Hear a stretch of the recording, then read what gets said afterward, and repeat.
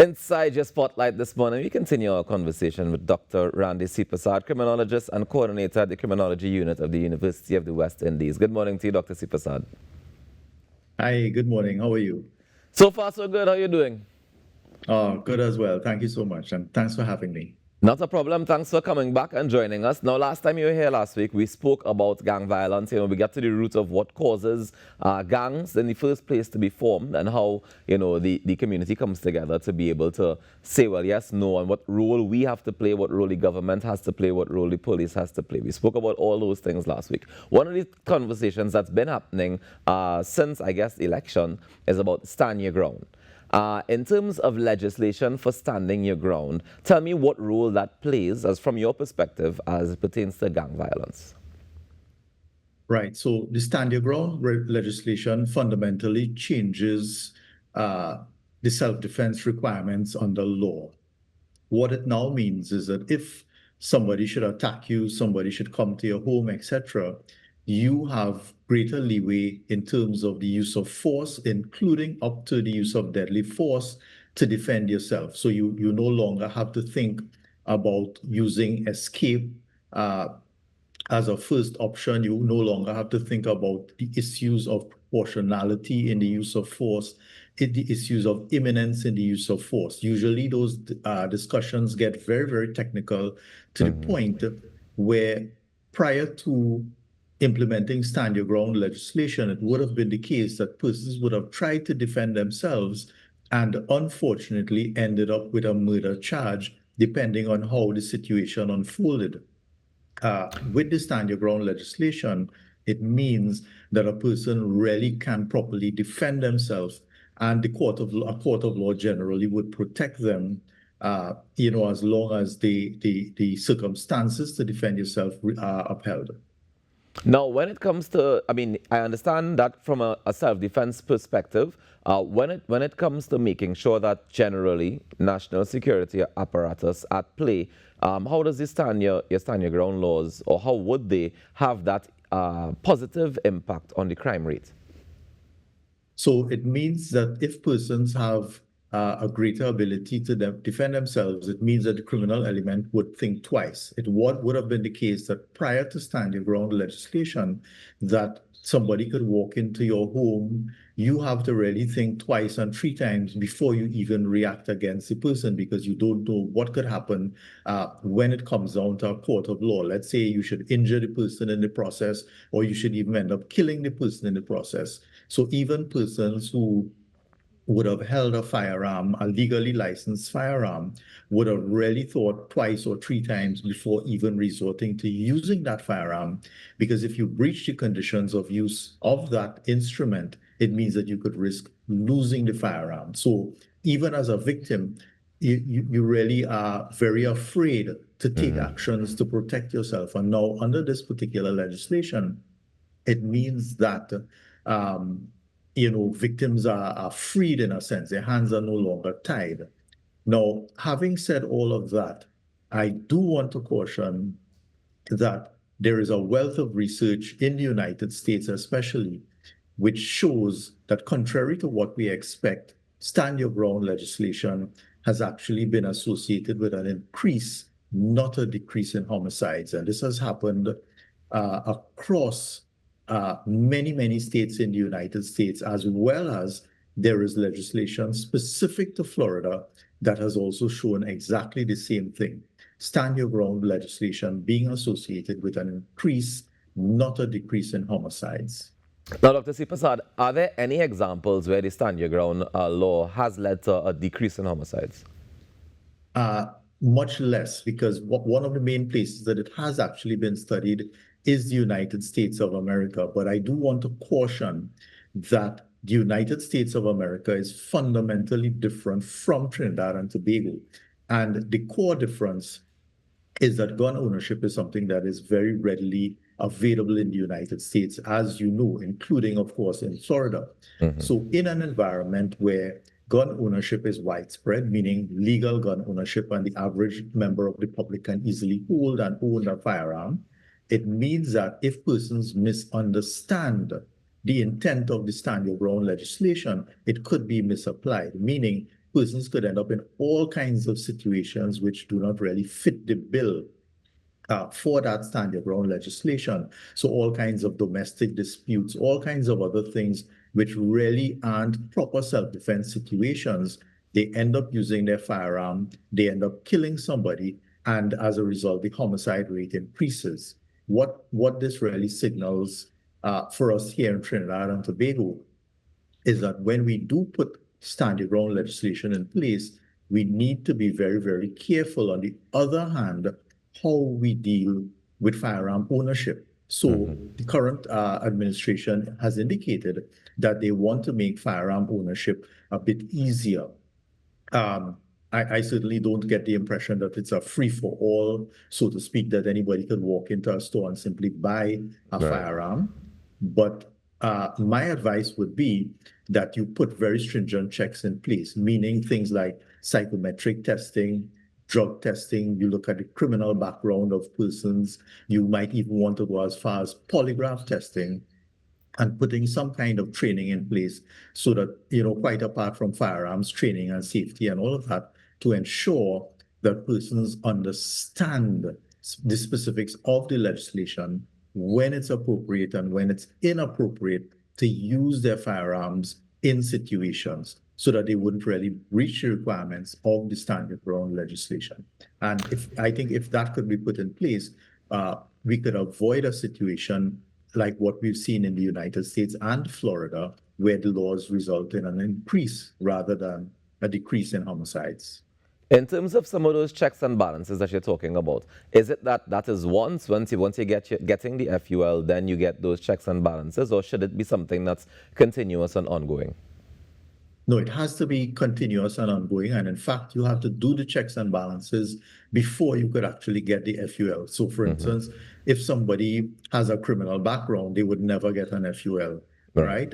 And I would go as far as saying that if you change the laws, meaning you're changing the self-defense laws, you also need to ensure that you update the training of persons who currently hold FULs, because those persons too would be subject to the same laws and could potentially make the same errors in judgment when it comes to the use of their firearms. So, for instance, the criminology unit at the University of the West Indies would be well positioned to do training like that if the government wishes. And I would say it definitely has to be ongoing. As long as you update the laws, you need to educate, especially FUL users, but the public as well. And I say the public because if you educate the public, it would help in creating that deterrent effect, especially for the criminal element, who would also now have an understanding of what the implications are once you put stand your ground legislation in place. Dr. Seepersad, would there be a concern that, for example, FUL holders, if we were to increase the number of FUL holders, we don't really, I know that you can lodge it at the police station, you can lodge your firearm at the police station, but a lot of places don't allow you to walk inside with them. We also have a high number of car thefts and things like that happen. Should we be concerned about these firearms ending up in people who don't have FUL's hands? That is something that will always happen to some extent, but by and large, persons who do own an FUL and they have their firearm, they guard that very, very properly, because they know that there is a risk that persons would, want to take it away from them, right? And of course, on the flip side of it, persons would think twice about trying to take away a firearm from somebody, knowing that you're a licensed gun owner, meaning that you could respond with lethal force if necessary, if somebody tries to take it away. So my sense about that is that, yes, based on the statistics, people do end up losing their firearms. They end up having them stolen, etc. But so far, that has been very much in the minority, and I suspect it's going to pretty much stay that way. And I say this simply because, getting an illegal firearm is pretty easy in Trinidad and Tobago. They're fairly widespread. They enter the borders of Trinidad and Tobago fairly easily. So it's not actually that difficult to get a firearm if you wanted to hold an illegal one. I'm not saying people should do that, but I'm saying it's easier to get an illegal firearm than to try to steal a firearm from a licensed owner. How do these proposed laws help us to get the illegal firearms off the street? Is that even a consideration within the law, or is that just something that the national security apparatus would have to work on? So that law is separate and apart from interdiction of firearms. It really hinges on the self-defense aspect, allowing people to protect themselves more effectively, but it doesn't really do anything to get rid of illegal firearms. We do have laws already in place that make it illegal to own a firearm without an FUL.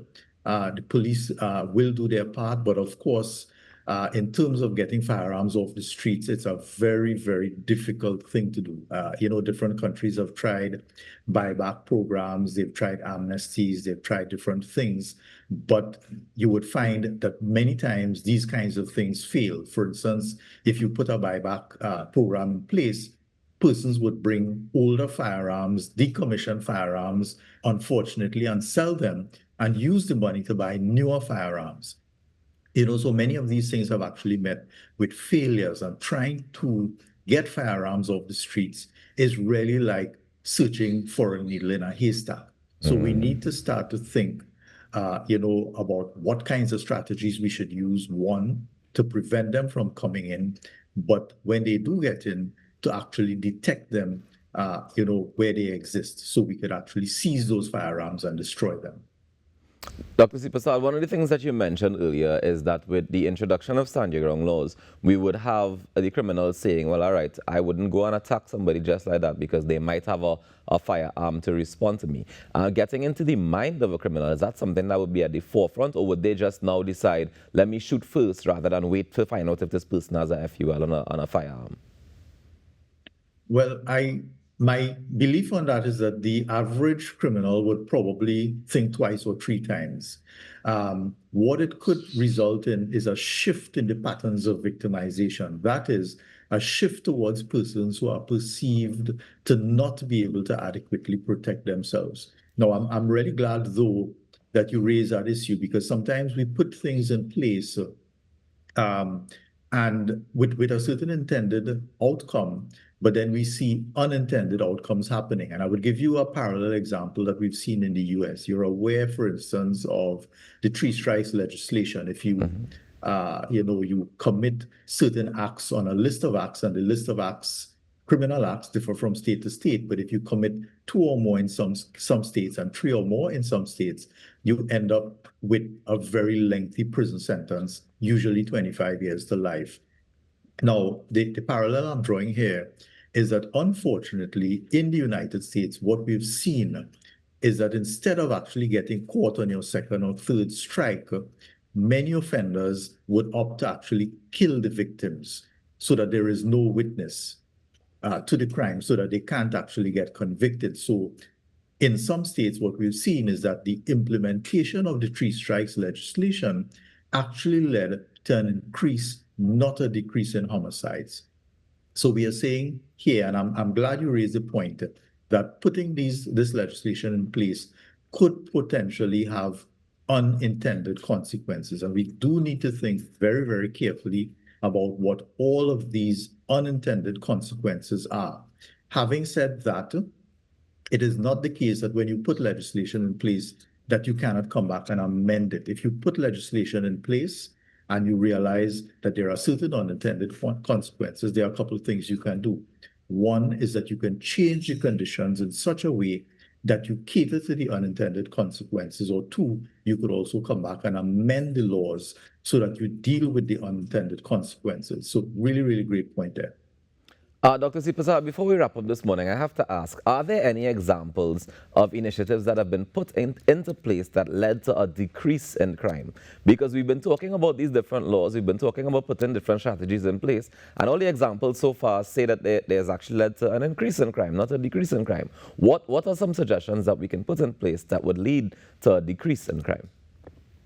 Right. So internationally, the research would say that we do need to use a public health approach, and we need to start placing greater emphasis on the preventative side. All of the aspects that we have spoken about just now deal with the suppressive or law enforcement side of the equation. But what we often neglect to deal with, and we're certainly guilty of this here in the Caribbean region and in Trinidad and Tobago, is trying to prevent crime from happening in the first place. So if you refer to the present government's manifesto, which they released prior to the last election, you would see that they are talking about initiatives in schools, initiatives dealing with children, initiatives dealing with kids and youths in high-risk communities and kids and youths who are at risk of engaging in violence. So when you talk about those grassroots kind of initiatives, initiatives in communities and families and schools